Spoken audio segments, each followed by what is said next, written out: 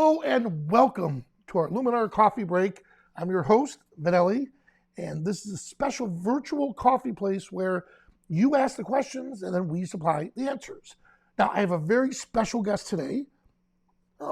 He's he's Skylum's Vice President of Business, Business Growth.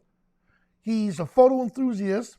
He's been a good friend of mine for the last 10 years. Please welcome Kevin LaRue. Hello, Kevin. Howdy, Vanelli. How are you, sir? Oh, super good. So we've known each other way back in the days of, back when you were with Nick and at Photoshop World. Yeah. And just all over the place. So, when Skylum asked me to come on board and I knew you were with them, I thought that was incredible because I got to work with you. And I'm kind of like gum on the bottom of your shoe, right?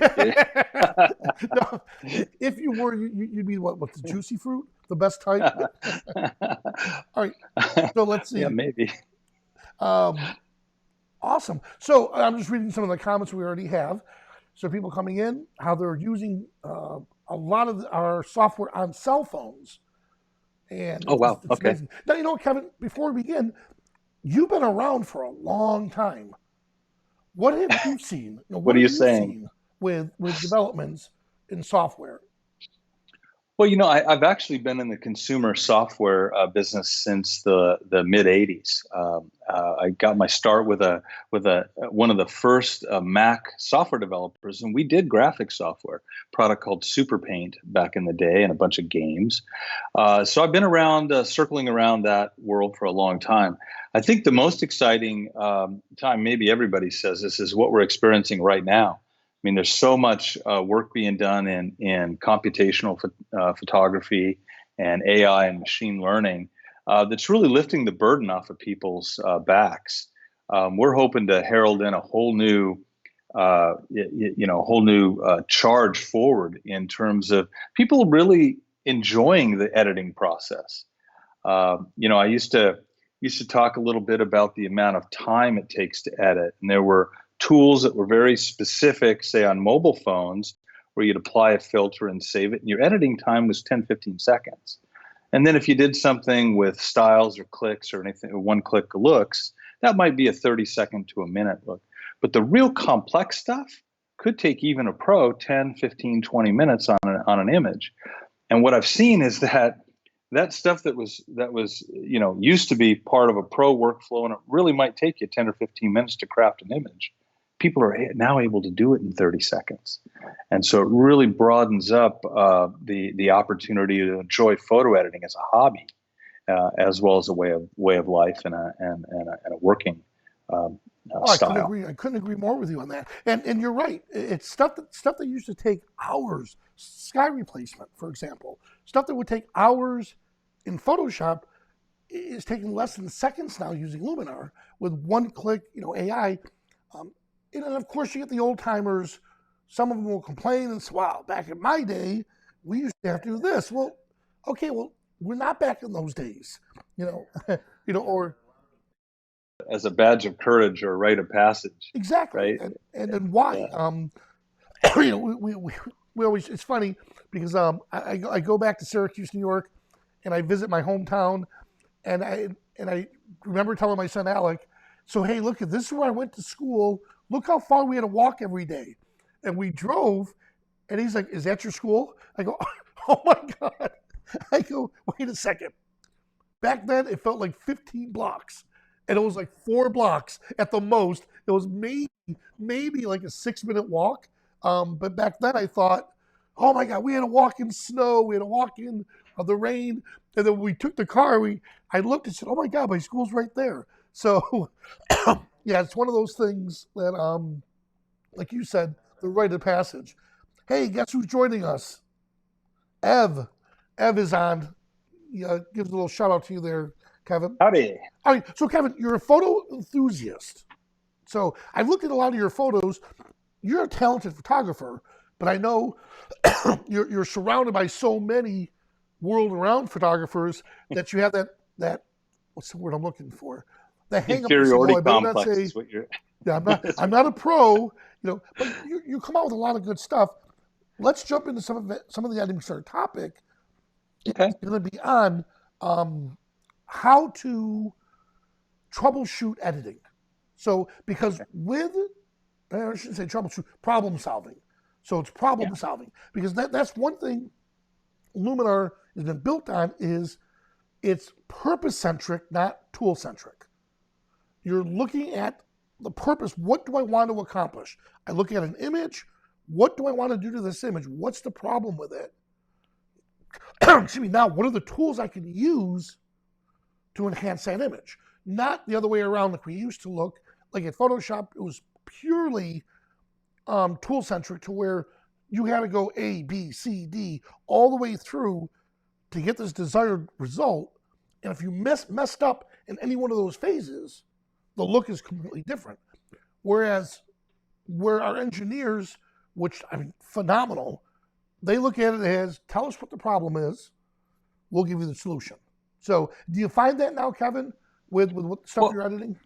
Well, I do, and I think I rarely think of the starting point as what problem do I want to solve. It's more like, where do I want to take this image?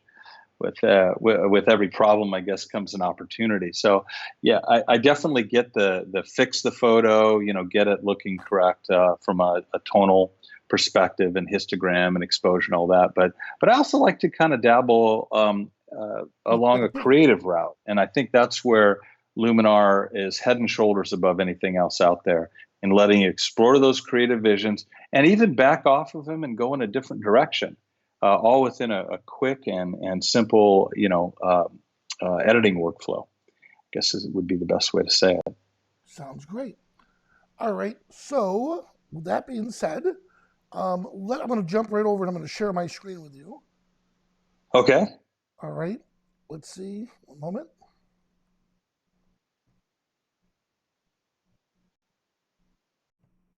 Here we go. All right, good. So I have Luminar up on the screen. I'm not quite sure if you can see it though, Kevin. But what I'm going to do is, let me start with, I'll start with this image. So here's a girl in the desert. She's my friend named Emily. This is Kevin's daughter. So, and you know what? One moment, because my screen is not cooperating. Let me turn off NDI. One moment. And turn it back on. There it is. Good. And yep, now I can see it. All right, so here's Emily, Kevin's daughter, in the desert. Now, Kevin, you showed me this image, and you just asked me, well, what would you do to this image? And I told you to send it to me, and I'll see what I can do with it. This may disappoint you, and I know you can't see it. I'm going to come down to the Luminar looks.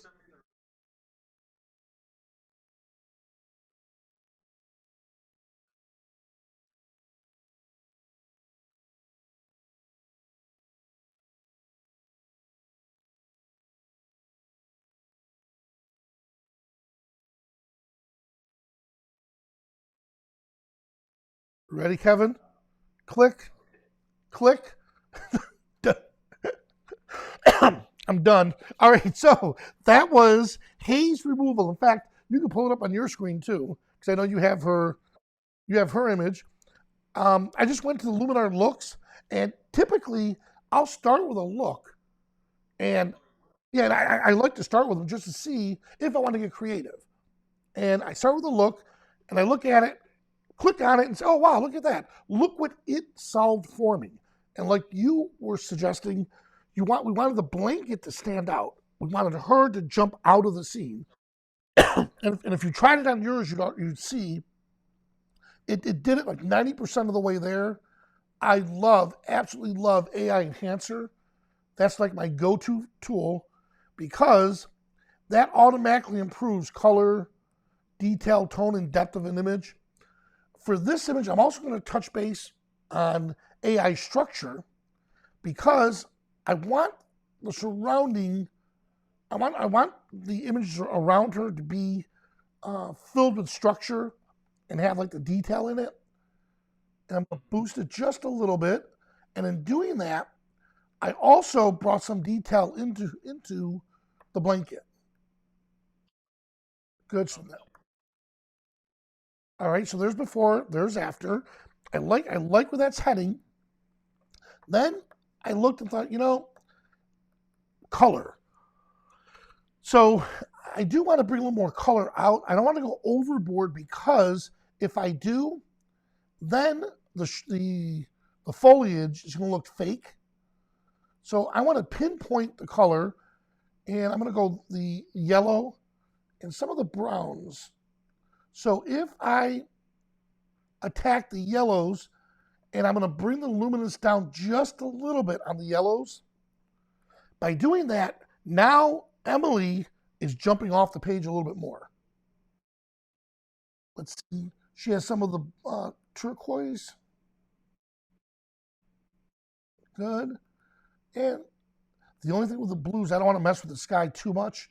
I like how the sky is where it's at. I mean, yeah, we could come up and enhance the sky a little bit, but I don't want to do too much of it because I like how the sky is just there. It's not predominant to the image. She's the focus, and I want to keep it that way in the lower third.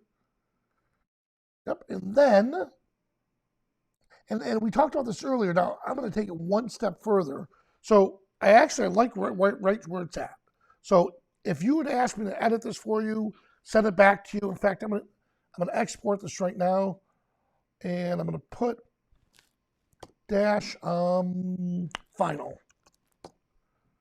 So I'm exporting it to my quick collection folder, and I'm going to leave it at the actual size, and I'm going to export it. So this way, Kevin, you'll have the exact image that I edited, and you'll see what I did with it. Once it's exported, this is where I may come along. Oh, 1 second. Let's see. You say you're not showing the adjustment screen. Let's double check that to make sure. Thanks, Ariel, for that. So let me just double check to make sure. Yep, good man. He caught that. Thank you for catching that. So what's happening, Kevin, is I'm having a little issue with my NDI. So I'm going to exit it. And nope, you're good there. Here we go. There. All right. Hey, thank you for catching that. All right. So what I did, again, briefly, we'll come back over here. Anything on the side here, guys, that you see that are highlighted, these tools, that means that these are the tools we used to enhance the images. So I grabbed structure. I increased the structure here. And you guys saw the noise or the color. And then I wanted to make sure I could show Kevin. Let me make sure I'm here. Yep. So it's doing it again. It's having, I'm having an issue for some reason. Let's see. Yeah, so I'm having an issue showing my NDI, but that's fine because I'm going to do one more and I'm going to pass it off to Kevin. So let me try it one more time, guys. Thanks for catching that. It's funny because I haven't had this problem at all week long. I'm not saying you're the reason, Kevin. Yes. You know what's funny? Somebody asked me, there we go. Luminar I haven't had any crashes with Luminar. What I've been having issues with is, there we go. I'm only having issues with, there we go. The stuff that I'm showing people how we're doing it. I'm showing you how we're exporting and stuff like that. The only issues I'm having is Facebook Live or YouTube. Good. Hey, John, good evening from Holland. All right, so again, I just click on the export tool. From here's where I exported this to give to Kevin. Let me try one last thing, make sure we can pull it off. Let's see if the LUTs comes up. And I'm going to choose a LUTs. Ooh, look at that. Long Beach. There. Oh, I love, look at that. Oh, you can't see it, Kevin. But that looks really. Exactly. So here we go. So here's my looks. Save. And we'll call this Emily.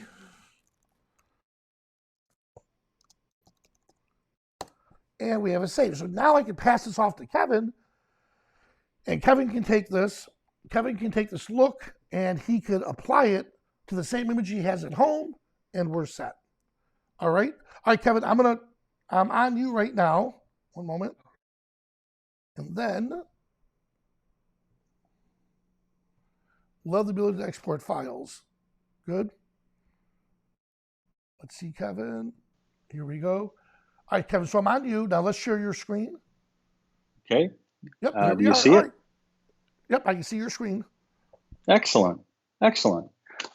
Well, I definitely want to take guidance from you, big guy. But I thought what I'd do is I'd show a couple of these images and how I would process them. We start off with a real simple one.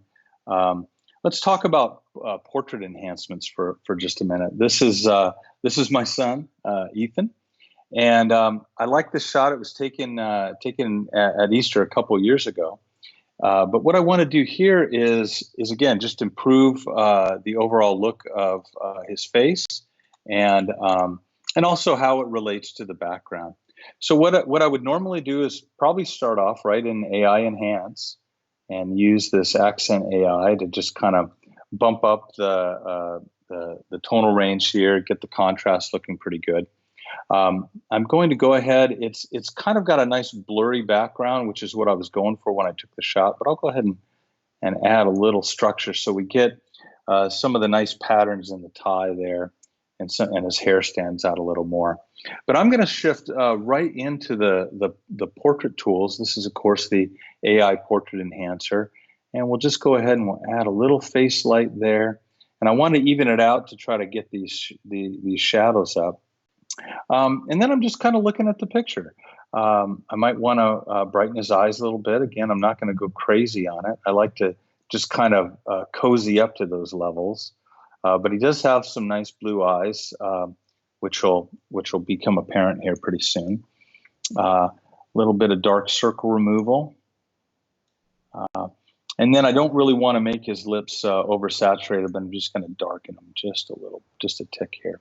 So let's go ahead and do before and after, and you can just see a little bit of that of those eyes coming in. I'm just going to enhance those eyes just a little bit more. And now as we zoom in and we look at before,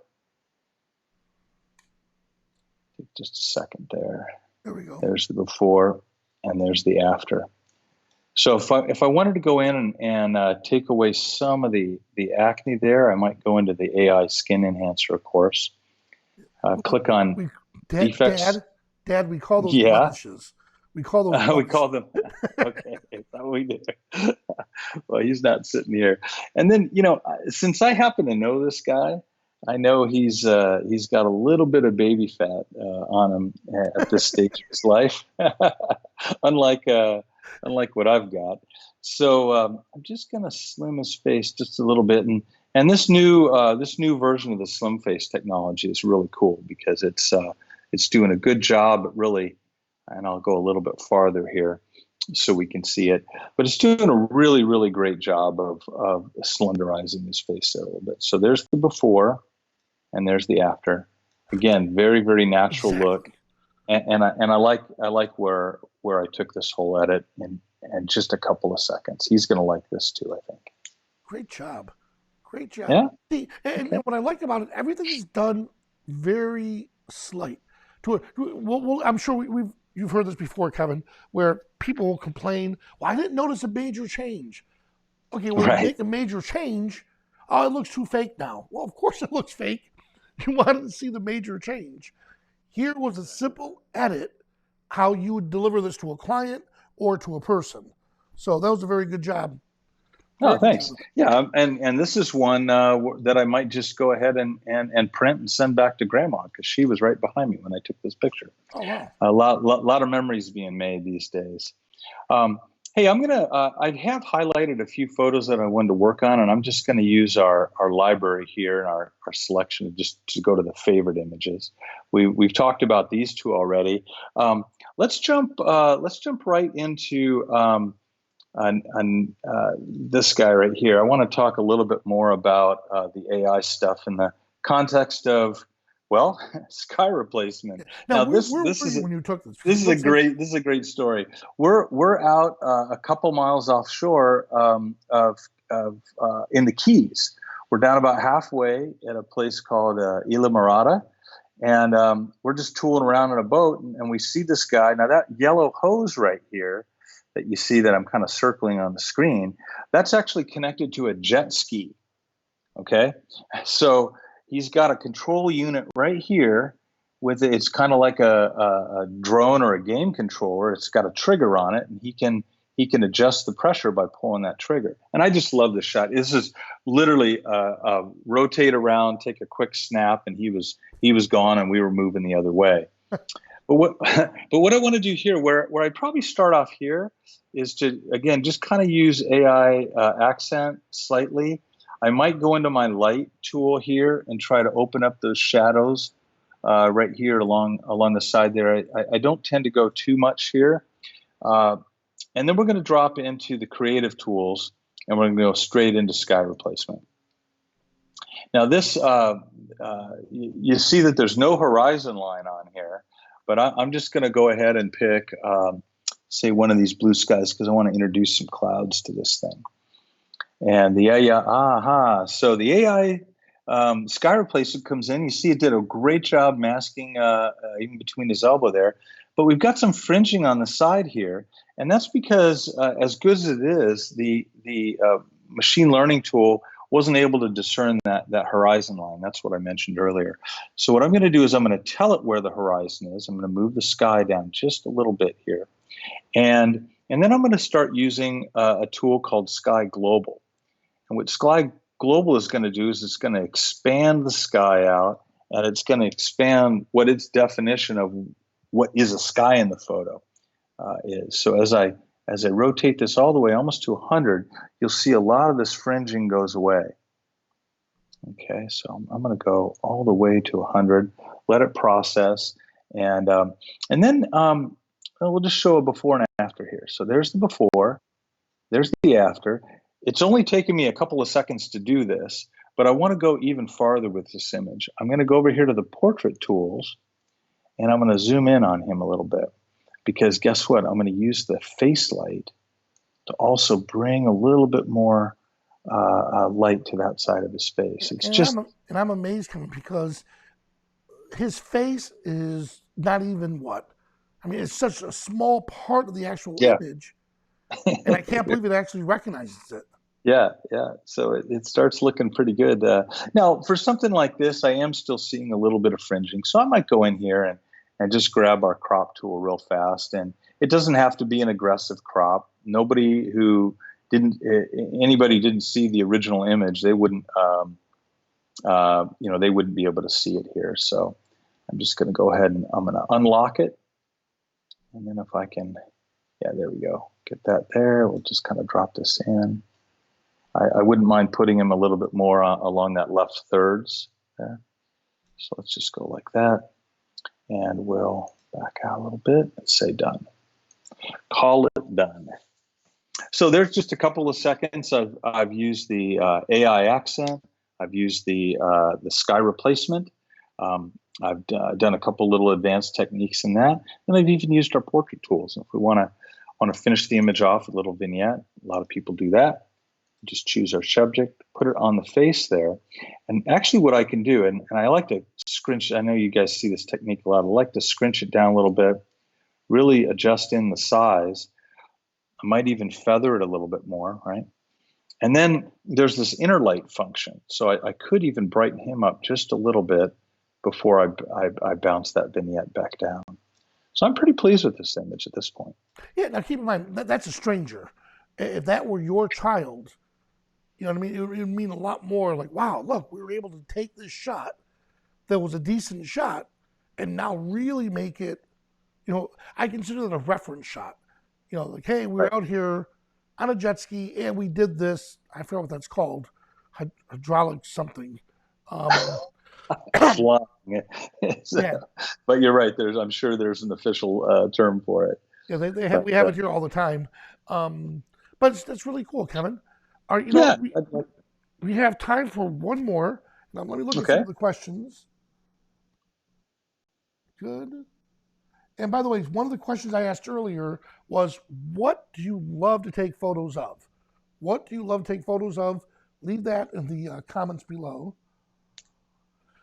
All right, and Are you asking me that question? nope, I was asking everyone else. I was Okay. letting you get ready. Um, I was waiting for you to get ready on your stuff. Oh, Well, you did I'm ask. I'm ready to go here. Great. All right, what's your next one? Okay, so I got three images to choose from, one choice. I'll let you be the deciding factor. You know, Do you some want to more do. portrait and creative stuff here. Yeah, we already saw Black and Emily. white. So let's do the. You want to do something in black and white? Yeah, excellent. So somebody mentioned earlier about an iPhone workflow. So this is an iPhone photo. You can see right here it's a .heic, which is their advanced JPEG format that a lot of the new iPhones have. So I took this shot in Bandon, Oregon. It was as you can see, is kind of a drab day. But just show you a couple little things here. I'm gonna again always start with accent AI, and what I'm trying to do with the structure and the AI is get the effect I want on the image before I even go to black and white. So if I take a look at the before and after, you can see that I've already accentuated that foreground. I really wanted to get the texture of the rocks. I mean, these are rough rocks here, and I wanted to make sure that was apparent in the image. Come over here to our black and white conversion, and I'll go straight to convert to black and white. Okay, so now at this point, I could fool with a little luminance and maybe try to adjust some of the color ranges in here. But what I think I'm going to do next is go into our creative tools. Let's see if I can't come up with an interesting and dramatic sky here. I love to just check these things out. And what's neat about that here is it doesn't matter if the sky emulates the, like before, if you dropped a sunset into an image that was clearly shot, during the daylight, it wouldn't work. With black and white, it really doesn't matter. Right.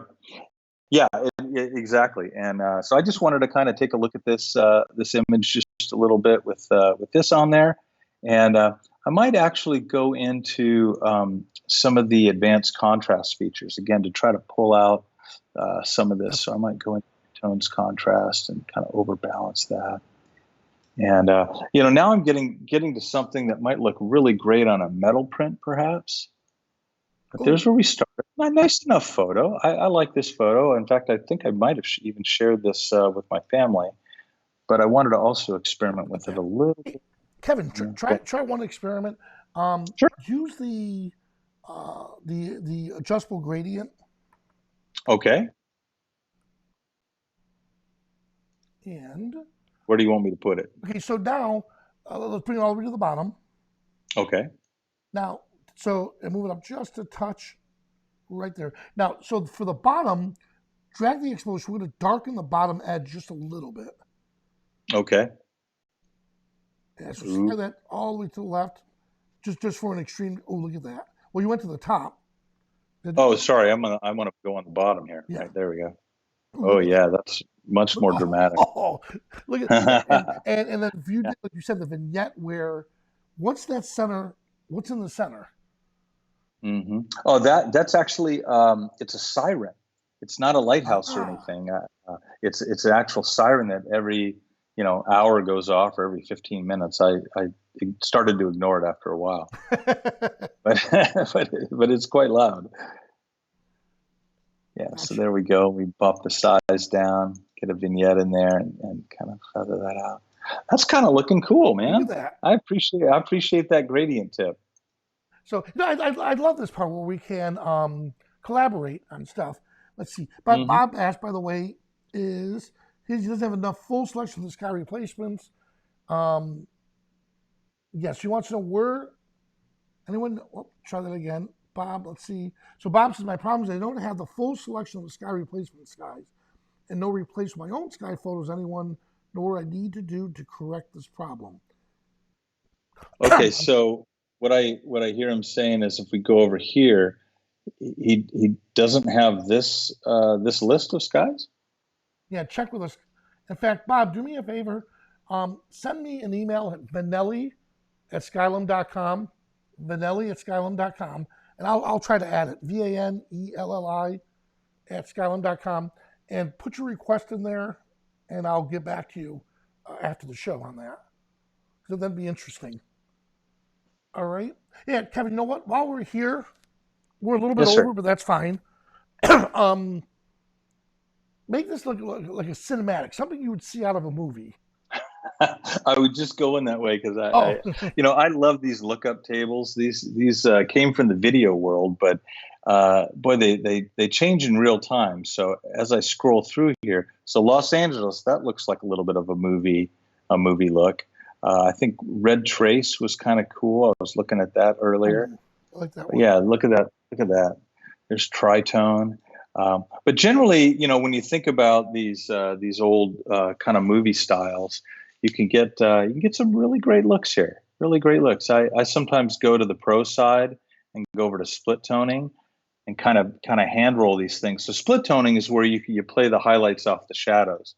So if I take the highlights into the kind of that yellow orangish range and come in here, move my saturation slider, and I can balance that out with with this in the saturation side. So if I want to move it more closer to blue, I can go and move it towards the shadow side, a little bit more yellow. I kind of like that.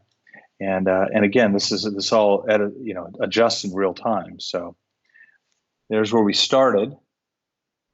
There's where we're at now. It's kind of cool. I might, if I wanted to take a little more time on this, try to pump up the yellows of the stripes, but otherwise, dramatic tool will actually add to that quite a bit too.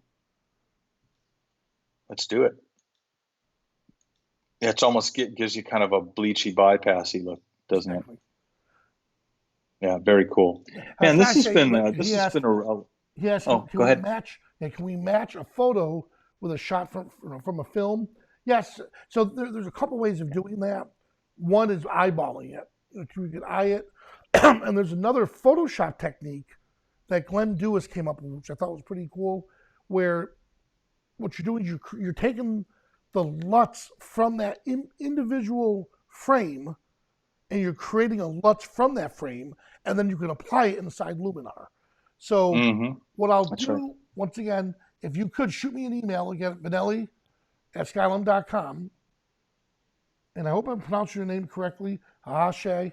I know I wrote an article on it, and I'll figure out where I put that article, and I'll send you that out, or I'll put it in the comments below. Well, hey, Kevin, thank you so much. You bet. It's been a blast. On the screen. See, there you are. All right, so Kevin, it was great, and I love that we can collaborate and swap ideas back and forth. And then here's the best part: if it doesn't work, you just go to the history tool and you undo that last change and move on to the next. It's not like the old days where, do you remember when Photoshop, when it first came out with layers, before it had layers, you had to save your work like in segments. And then what would end up happening is if you screwed up, you just go back to that segment and start fresh from there. And then layers came out, but you couldn't save the layers. So it was so cool. Once layers was created, well, now with Luminar, you have all of the edits you've made to that image as part of the file. So at any point, I can always go back and see what I've done to this image, so I can duplicate that. And like you said earlier, you make a look that we can share with family and friends. So. Well, Kevin, real easy to do. Thank you so much, and I'll have you and Ev on at the same time next time. That's great. That'll be great. I'd love that very much. Vanelli, it's always great to catch up. Thanks, guys. Well, thank you again. If you have any questions, please leave them in the comments below, and we'll try to answer them after the show. Thanks again.